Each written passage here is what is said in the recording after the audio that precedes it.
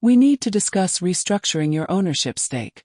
Those words echoed through the glass-walled conference room of Pinnacle Tech Solutions on the morning of what should have been our biggest celebration. Our software had just secured a $40 million contract with the Department of Defense, the culmination of 8 years of relentless work, sacrifice, and what I had foolishly believed was partnership built on trust. My name is Rebecca Chen, I am 43 years old, and until this moment I had been playing the role of the silent technical genius perfectly. While others networked at industry events and posed for magazine covers, I had spent my nights debugging code, my weekends architecting systems, and my vacation days troubleshooting servers. For 8 years I had been the backbone of Pinnacle Tech Solutions, the company I co-founded with my college roommate turned business partner, the company that existed only because of the algorithms I created in my Berkeley dorm room in 2016. Michael Sterling sat across from me, his perfectly styled silver hair catching the morning light streaming through the floor-to-ceiling windows of our downtown Seattle office. At 45, he possessed the kind of effortless charm that opened doors and closed deals, the same charm that had convinced me to make him equal partner when we started this journey. Behind him stood our newest board member, Victoria Nash, a venture capital shark in her 30s whose firm had just invested $20 million in our company. What Michael didn't know was that Victoria and I had been having very different conversations about the future of Pinnacle Tech. The irony wasn't lost on me. Michael had orchestrated this meeting to push me out, to reduce my equity from 50% to 15%, banking on my reputation as the quiet technical founder who would accept whatever terms he presented. He had even brought Victoria as his witness, confident that her recent investment aligned her with his vision. What Michael had forgotten, in his eagerness to claim credit for our success, was that I held the patents to every core algorithm that made our software valuable. What Michael didn't know was that I had been documenting his systematic attempts to marginalize me for the past 18 months. Instead of the tears or protests he expected, I simply reached into my briefcase and withdrew a manila envelope, placing it calmly on the polished conference table. "Before we discuss ownership restructuring," I said, my voice steady, "I think you should read this." The confusion in Michael's eyes was almost satisfying as I stood up, smoothed my blazer, and walked toward the door. "Victoria has all the details. I'll be in my office when you're ready to have a real conversation about the future of this company." The foundation of our partnership had been built on complementary strengths.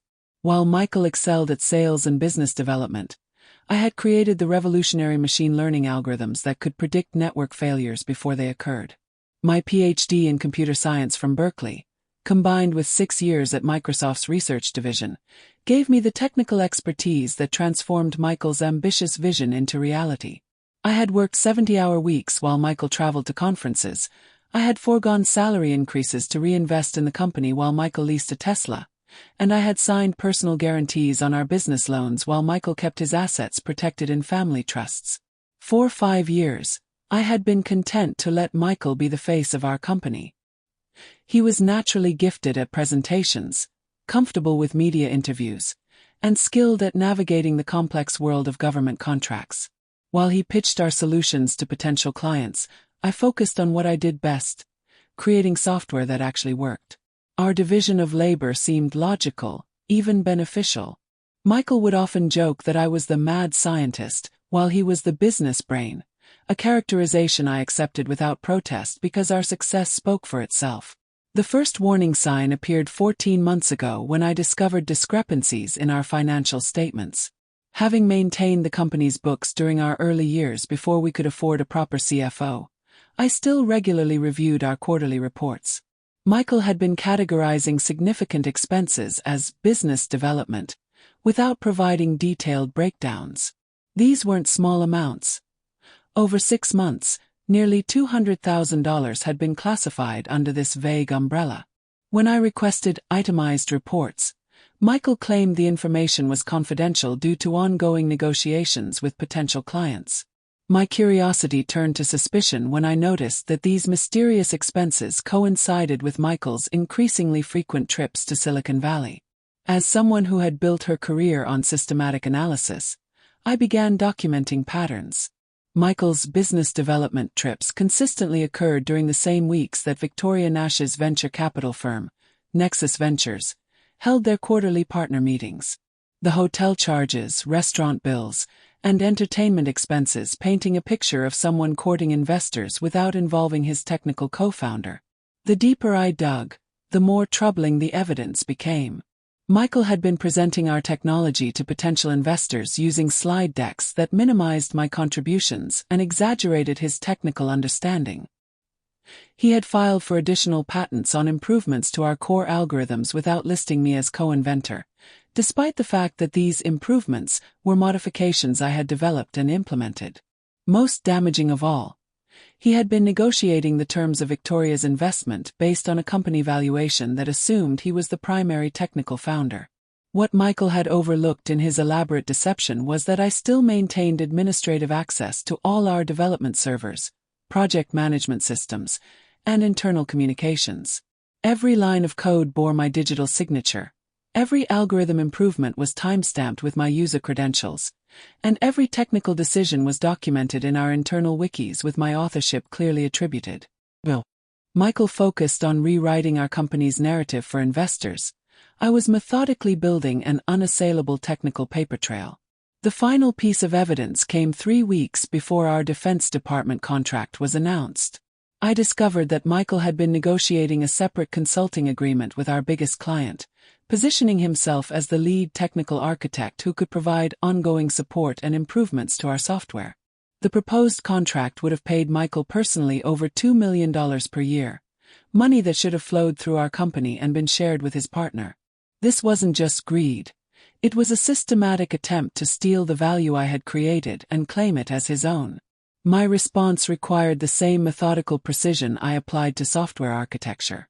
First, I retained the services of Patricia Holbrook, a partner at Holbrook & Associates who specialized in technology company disputes. Patricia's firm had successfully represented dozens of technical founders in partnership disputes, and her expertise in intellectual property law made her the perfect advocate for my situation. Together, we developed a comprehensive strategy that would expose Michael's deception while protecting my interests. The envelope I had placed on the conference table contained a meticulously prepared legal filing that outlined every aspect of Michael's betrayal: patent infringement for attempting to claim ownership of my algorithms, breach of fiduciary duty for negotiating personal contracts with our clients, and financial fraud for misrepresenting company expenses. The document included forensic analysis of our development systems, time-stamped proof of my technical contributions, and evidence of Michael's systematic attempts to marginalize me in investor presentations. What made the filing particularly devastating was its timing. Victoria's investment firm had included strict clauses in their $20 million funding agreement that required all founders to have clean legal standing. Any lawsuits, patent disputes, or ethical violations would trigger immediate review of the investment terms and could result in funding withdrawal. By filing my complaint the same day Michael planned to reduce my ownership, I had turned his moment of anticipated triumph into a potential catastrophe. The first confrontation occurred in my office 2 hours after I left the conference room. Michael stormed through my door, his usually composed demeanor replaced by panic and rage. "You can't be serious about this lawsuit," he began, waving a copy of the legal filing. "This will destroy everything we've built together." I looked up from my computer where I had been calmly reviewing code, my expression neutral. "What we built together, Michael. According to your recent presentations to Nexus Ventures, you built everything while I just wrote some basic algorithms." The conversation that followed revealed the depth of Michael's desperation. He offered to cancel the ownership restructuring, promised to include me in all future strategic decisions, and even suggested we could renegotiate the terms of his personal consulting contract. Each concession only confirmed what I already knew, that he understood exactly how precarious his position had become. "The time for negotiations ended when you decided to steal my life's work," I replied. "Now we let the courts decide what constitutes fair partnership." The second confrontation was more public and infinitely more satisfying. The following Monday, Michael called an emergency board meeting to address what he termed Rebecca's unreasonable demands. He had clearly expected our 3-person board to side with him. After all, He had recruited 2 of the members from his network of industry contacts. What Michael hadn't anticipated was that I had spent the weekend providing Patricia Holbrook's team complete access to our development systems, allowing them to prepare a comprehensive presentation that would demonstrate my technical contributions with undeniable clarity. Victoria Nash attended the board meeting as an observer, her investment firm's interests now directly threatened by the legal dispute. As Patricia presented slide after slide of technical evidence, code repositories showing my authorship of every core algorithm, server logs proving my exclusive responsibility for system architecture, patent applications revealing Michael's attempts to claim my innovations, I watched the board members' expressions shift from skepticism to understanding to outright concern about their potential liability. The most damaging revelation came when Patricia presented evidence of Michael's personal consulting negotiations. She had obtained copies of the proposed contract through legal discovery, and the document made clear that Michael had been planning to license our proprietary algorithms to the Defense Department through his personal entity, effectively stealing our company's primary revenue stream. The board members, who had joined Pinnacle Tech because they believed in our partnership model, realized they had been deceived about the fundamental structure of our business relationship. Michael's defense crumbled under the weight of documented evidence. He claimed that his business development efforts justified increased ownership, but couldn't explain why those efforts required concealing technical authorship. He argued that his investor relations skills had secured our funding, but couldn't justify attempting to steal our client relationships. Most pathetically, he suggested that technical contributions should be valued differently from business contributions, apparently forgetting that our entire company existed because of algorithms that he couldn't even explain to potential investors without reading from scripts I had written. The board meeting concluded with Michael's resignation as CEO and the unanimous appointment of Patricia Holbrook as interim executive director while we resolved the legal dispute. Victoria Nash, representing Nexus Ventures' $20 million investment, requested immediate renegotiation of the funding terms to ensure her firm wouldn't be liable for Michael's misconduct. The same investment that Michael had planned to use to marginalize me became the financial foundation for a company under my technical leadership. The legal resolution came faster than anyone expected. Faced with overwhelming evidence of patent infringement, breach of fiduciary duty, and financial fraud, Michael's attorneys advised him to settle rather than risk a trial that could result in criminal charges. The settlement terms were comprehensive and decisive. Michael forfeited all ownership in Pinnacle Tech Solutions, surrendered any claims to our patents and intellectual property, and agreed to pay substantial damages for his attempted theft of client relationships. Most satisfying was the clause that required Michael to sign a public statement acknowledging my sole technical authorship of our core algorithms and admitting that his previous representations to investors had been false. The statement was distributed to every major technology publication, venture capital firm, and potential client who had been misled by Michael's deceptive presentations over the past 2 years. The transformation of our company following Michael's departure exceeded even my optimistic projections. Without the distraction of partnership conflicts and the drain of Michael's excessive expenses, Pinnacle Tech Solutions flourished under focused technical leadership. I hired Sarah Martinez, a brilliant business operations manager who understood that her role was to support technical innovation rather than overshadow it. Together, we restructured our operations to prioritize research and development, while maintaining the client relationships that Michael had jeopardized through his deceptive practices. The Defense Department contract that had triggered Michael's betrayal became the foundation for expanded government partnerships. Our software's proven reliability and my personal integrity in resolving the ownership dispute impressed contracting officers who had grown skeptical of technology companies that promised more than they could deliver.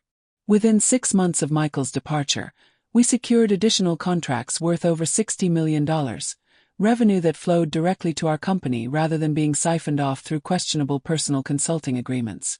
The industry recognition that followed was personally gratifying in ways that financial success couldn't match.